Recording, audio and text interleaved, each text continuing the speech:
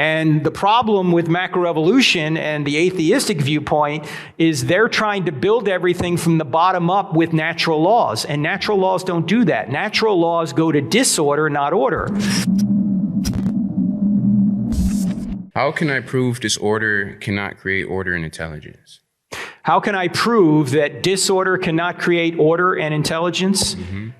Well, it depends on what he means by prove, but there is nothing more set in science than thermodynamics. It's virtually a closed science.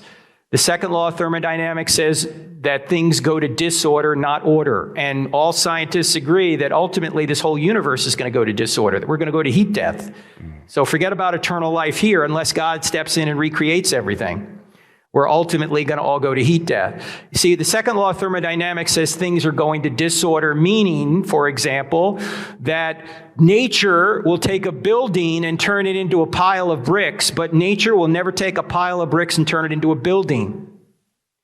And the problem with macroevolution and the atheistic viewpoint is they're trying to build everything from the bottom up with natural laws. And natural laws don't do that. Natural laws go to disorder, not order. Now, an astute evolutionist would say, well, we don't talk about the beginning of the universe. I'm sorry, the beginning of life. We don't know what created life. But we're saying subsequent life forms can get more and more complex. And it is true that we get more complex as we grow, right? We're taking energy from the outside and we're growing. That's true, but you have to have a life form first to do that. You also need a universe, a fine-tuned universe, before you can ever get life. So it multiplies problems for the atheist, and there are several other problems with the macroevolutionary theory, including irreducible complexity, epigenetic information I just briefly mentioned ago, the fact that we run into genetic limits to change, that even using our minds, we can't break genetic limits. You know that breeders can breed all different kinds of dogs, but they can't break out of the dog genus, right? And if you're using your mind and you can't break out of the dog genus, why do we think we can break out of the dog genus with an unintelligent process?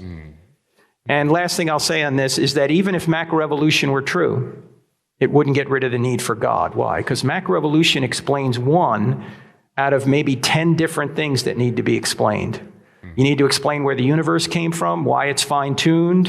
You need to explain where life came from. You need to explain the origin of consciousness, the origin of mathematics, the origin of morality, the origin of several other things that can't be explained just by the natural laws themselves, for example. Where do natural laws come from? That's driving all this stuff. Laws come from lawgivers.